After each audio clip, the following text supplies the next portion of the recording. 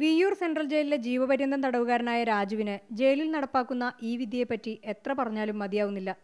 പുറത്തിറങ്ങിയാൽ ഒരു തൊഴിൽ സംഘടിപ്പിക്കാമെന്ന കാര്യത്തിൽ രാജു ആത്മവിശ്വാസത്തിലാണ്. ഒരു ചെറിയ ഓഫീസിൽ പണി സംഘടിപ്പിക്കാൻ ജയിലിൽ നിന്ന് കിട്ടുന്ന കമ്പ്യൂട്ടർ പരിജ്ഞാനം തന്നെ ധാരാളം. പോരാത്തതിന് ജയിൽ ജീവിതത്തിന്റെ വിരസതയും മാറിക്കിട്ടി. സമയം പോക്ക് തന്നെയാണ് ഇവിടുത്തെ ഏറ്റവും വലിയ പ്രശ്നം. അത് തന്നെ വലിയ ഉപകാരമാണ്. പിന്നെ ഞങ്ങൾക്ക് പുറത്ത് മാഷ വെച്ച് തന്നിട്ടുണ്ട്. എല്ലാ സഹായവും ഞങ്ങൾക്ക് ഇവിടെ കിട്ടുന്നുണ്ട്. വളരെ വളരെ വളരെ ഉപകാരങ്ങളുണ്ട്. ഗവൺമെൻറ്റിനോട് നന്ദിയുണ്ട്, ഞങ്ങളുടെ അധികാരികളോട് ഞങ്ങൾക്ക് നന്ദിയുണ്ട്. കമ്പ്യൂട്ടർ വലിയൊരു സാധനമാണെന്ന് ഓർത്തോണ്ടാണ് ഞങ്ങളിരുന്നത്. നമ്മളെ കൊണ്ടൊന്നും കഴിയില്ല എന്നുവെച്ചാൽ ക്വാളിഫൈഡ് ആയിട്ടുള്ള ആൾക്കാർക്ക് പറ്റുന്ന കാര്യമാണെന്ന് ഓർത്തുകൊണ്ടിരുന്നത്. പക്ഷേ വളരെ സിമ്പിളായിട്ട് ചെയ്യാൻ പറ്റുന്ന കാര്യമാണ്. പക്ഷേ ഇതൊരു ചെറിയ കോഴ്സാണ് എങ്കിലും ഒരു ചെറിയൊരു ഓഫീസിലൊക്കെ നമുക്ക് വർക്ക് ചെയ്യാൻ പറ്റും ഇത് വെച്ചെന്നാണ് വിശ്വാസം. ആദ്യ ബാച്ചിൽ 100 പേരാണ് പരീക്ഷ പാസ്സായത്. 150 പേർ പഠനം തുടരുന്നു.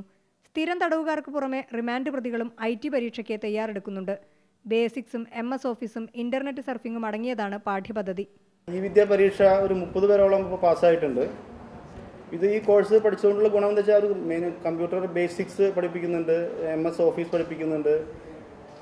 പിന്നെ ഈ ഒരു ഓഫീസിലെ പ്രാഥമികമായി ചെയ്യേണ്ട കമ്പ്യൂട്ടറിൻ്റെ ഉപയോഗങ്ങൾ എന്തൊക്കെയാണെന്ന് പഠിപ്പിക്കുന്നുണ്ട്. പിന്നെ ഇന്റർനെറ്റിൻ്റെ സർഫിങ്, ഇന്റർനെറ്റ് യൂസ് ചെയ്യുന്നത് പഠിപ്പിക്കുന്നുണ്ട്. ആഴ്ചയിൽ 6 ദിവസവും വിയ്യൂർ ജയിൽ ഒരു കമ്പ്യൂട്ടർ സെൻ്ററാണ്. 42 മണിക്കൂർ നീളുന്ന കഠിന പരിശീലനത്തിന്റെ കാര്യത്തിൽ എല്ലാവരും ഒറ്റക്കെട്ടും. കണ്ണൂർ, തിരുവനന്തപുരം സെൻട്രൽ ജയിലുകളും തിരുവനന്തപുരം തുറന്ന ജയിലും വിയ്യൂരിന് പിറകെ എത്താനുള്ള ശ്രമത്തിലാണിപ്പോൾ. ക്യാമറാമാൻ സജിത്തിനൊപ്പം ശ്രീകല, തൃശൂർ, ഇന്ത്യ വിഷൻ.